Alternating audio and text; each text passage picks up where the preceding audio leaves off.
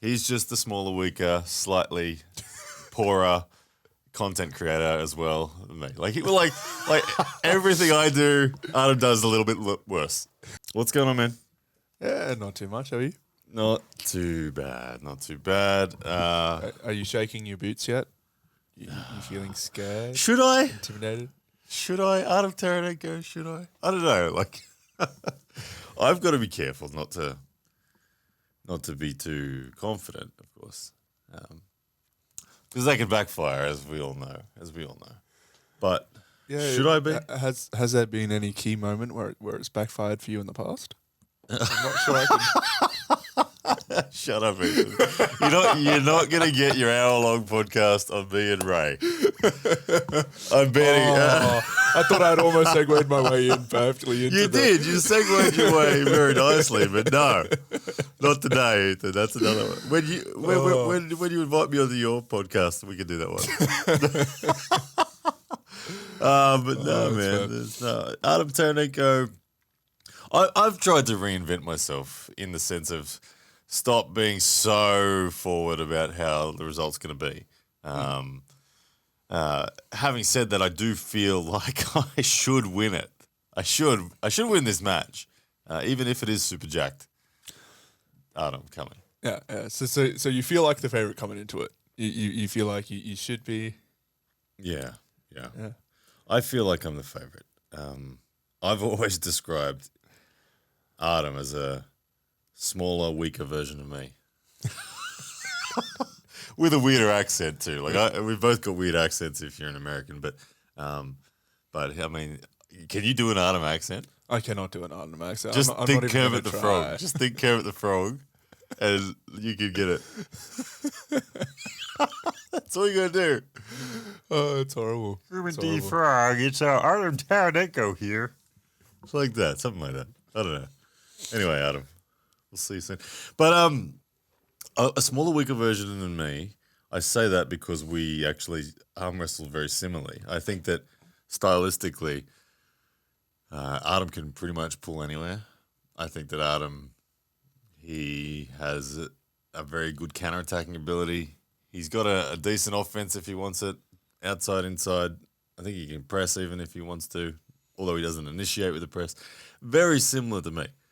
But he's an inch shorter and in this circumstance, 10 pounds lighter. 10 pounds lighter. Yeah. But looking at him, he's ripped right now. He's massive. He is super jacked. That is, and that is why I'm like I can't sleep on Artem. He looks insane right now. He does, doesn't he? Like he's got veins running down his forearms that look like as wide as my pinky finger. And I'm like, oh, okay. Yeah, Artem does look really jacked right now. Yeah. So because of the really jacked factor, like he's got his protocols dialed in. I think that he's really actually really dangerous. But if I look at that match stylistically, I think he has to pin me. I don't think he can hold and squeeze and win the match that way. Yeah. And this match has got a bit of a fun storyline to it as well, which I find very interesting in terms of when you started your international career, one of the things that put you out there was, of course, the bottom 8. Yeah. And you guys met in the final of the bottom 8. And I smacked him.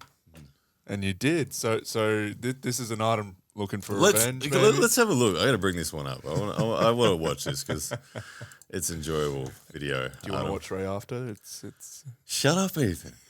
We're not doing it. Look, all right, YouTube, Ryan if you Bowen. want us to do it, let us know because he will bow to peer pressure.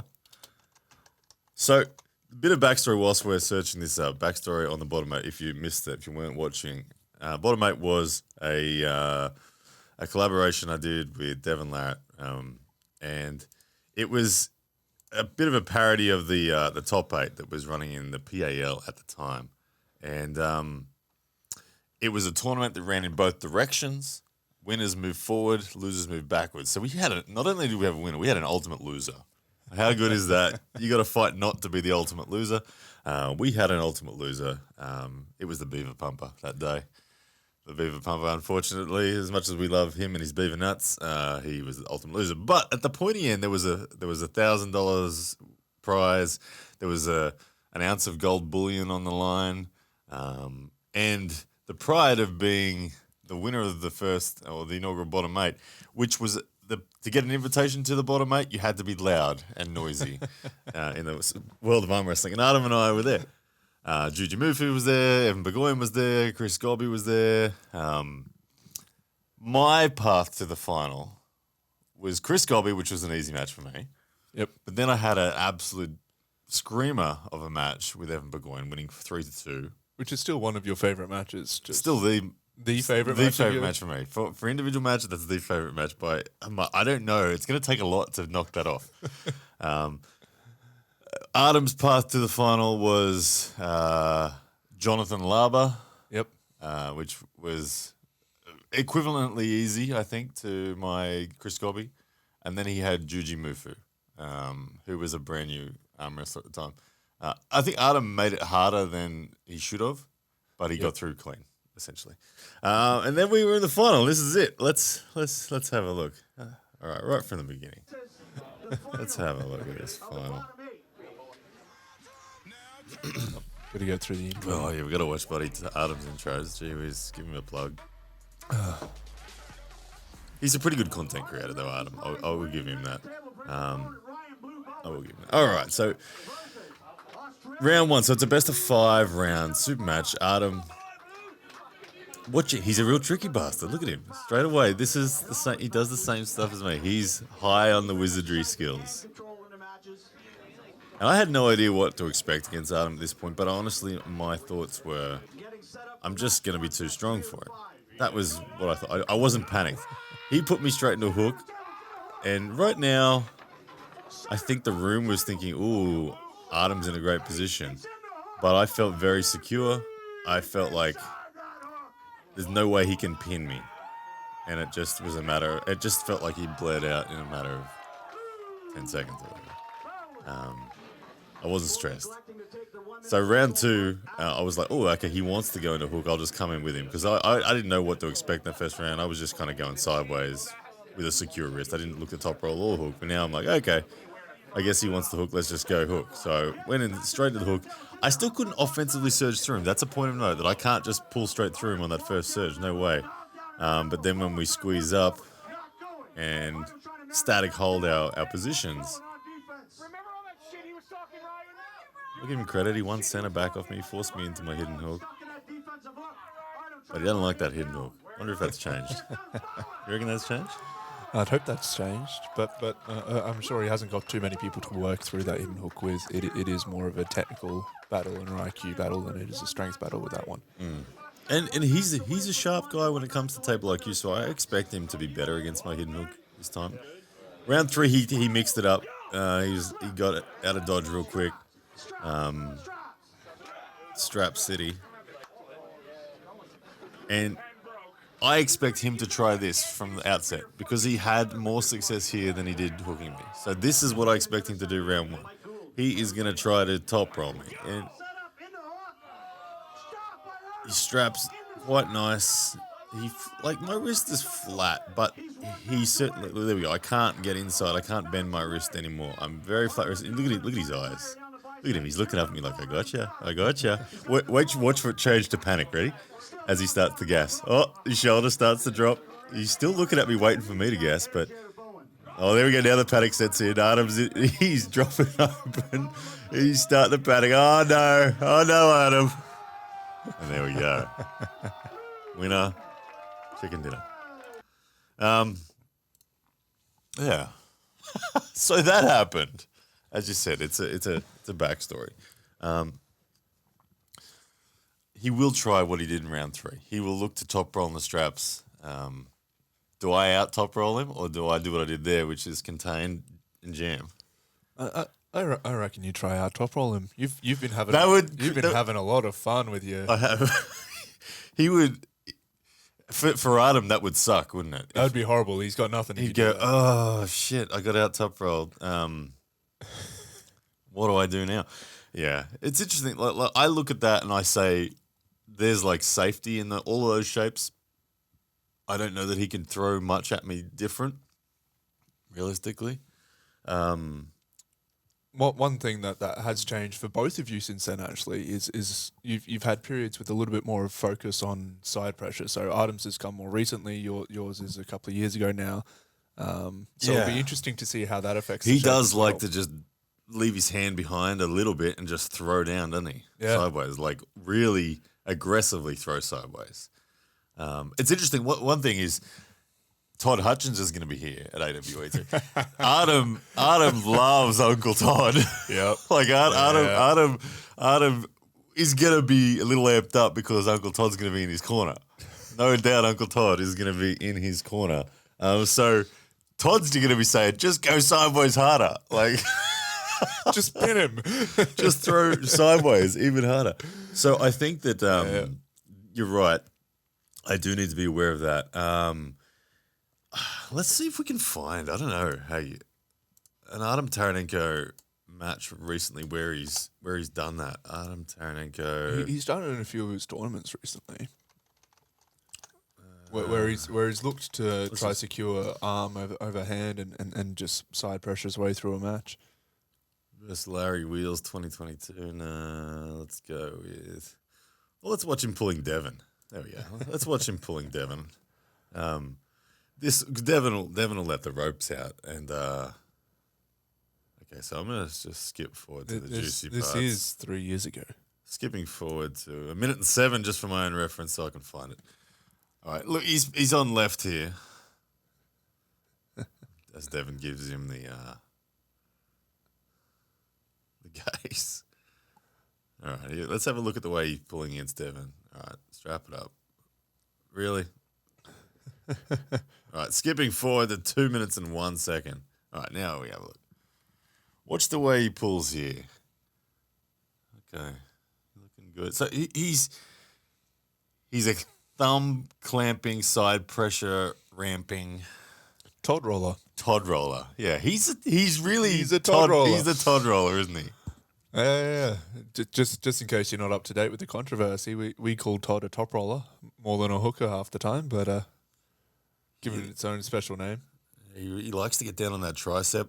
Oh, look, there's the press. The thread of it, anyway. Yeah, look at that. Thumb clamping, side pressure. Devon getting pinned over and over by Artem here. Interesting. But anyway, let's leave that there. So are you going to super him left as well? You've got a new weapon. You've got a new weapon. Mario Timbakis is facing him left, and that's actually, we can touch on that as well. That's an interesting match because Artem is the man in the USA at 210 pounds. I think he's number one in the USA for left. Obviously, we've seen pulling Devon there. Practice pulls. He's putting bullets into Devon. He just pulled Pavlo Debenyev, who he lost to, but he looked like he was in the conversation enough to say, it was worth having a match. Worth having a match, yeah. Yep.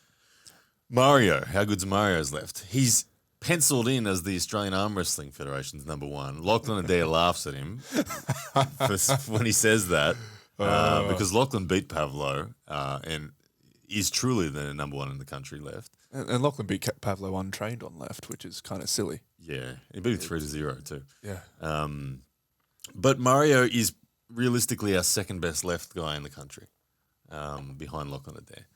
And he's someone who is a high risk back pressure puller, and so is Artem. So that to me is a pretty fire match. I actually think that's a great match. I think, but side table Artem, I will smack you on left after Mario's had a battle with you. Let's put that out there. Let's put that right out there in your Kermit D. Frog voice. Hang on, I gotta think about it now. It's not hard. It's really quite hard to do Kermit D. Frog. Kermit D. Frog.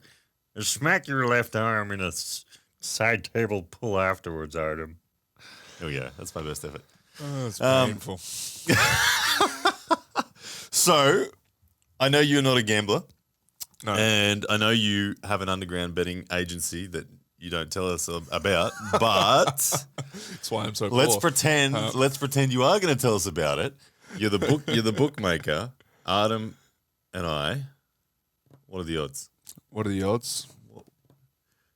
Yeah. Bet $1. What do you get back? Assuming if you're correct. See, I feel like it's actually it should be relatively close in terms of the odds. Polls actually say 50-50 right now. Yeah, and On my channel. On your channel, So yeah. there's a bias of, let's say I have more fans than haters, or do I? I don't know. I feel like an equal amount of haters tune Okay, into your so, channel. yeah. So, Anyway, we'll say it's 50-50 in terms of, the polls that are coming out, which I think is reasonable. Artem's had really good performances over in the States. Artem arguably did better against Ray. Yeah, not arguably, definitely. Yeah, okay, go back to your camera. And so I'm biased. I'm biased into saying I still think you're a bit of a favorite. You've got your history. I think the weight difference is going to have an impact, but going off everyone else, the jack difference. Like I do think, I do feel like the weight difference is balanced by the jack difference because I'm not on, and I won't be on. Yep. For this. I that is for sure. But I am heavier. Artem's on. And I'm cool with that. I know what I'm getting into. I don't actually care at all about whether someone's on or not. What I care about is there's a good story here and we're going to throw down. As is. What I will be on is a lot of food. That is where I will Full be stomach like, for your match. I will be like, I'm going all in. I will be mega bloat. Are you going to chicken palm me right before? Is that the idea? Yeah, I will be. I might actually have one as well. We're going to be at the Adelaide Oval in a massive corporate, I don't know what you call it, function room, top floor, looking out over the historic Adelaide Oval. There better be a good palmy in there. I'm pretty sure there will be. But I will have a big meal. I think I can, clothed with shoes on, maybe tip 110. I've never done that ever. Like fully, like with water, with water in me and food. Like, look, we've been staying pretty even ourselves in terms of weight, and every morning in the gym we'll step on the scales afterwards and see where we're at. And we've been similar, and we're like 106, 107. Yeah, and fully fed and fully clothed in work clothes, which steel caps make a difference. I've just recently tipped 110 with steel caps. With steel caps. Yeah, nice. So Nice. So I think that I can get there with Artem. Yeah. And historically for me, that's when I felt my best. I've done the be on gear route, and it's hard to tell in arm wrestling because it's not a barbell that we're lifting. But I genuinely feel best when I'm just super fed. Super fed and feel healthy. Super fed. I don't know if I feel healthy. I'd say my breathing's pretty laboured.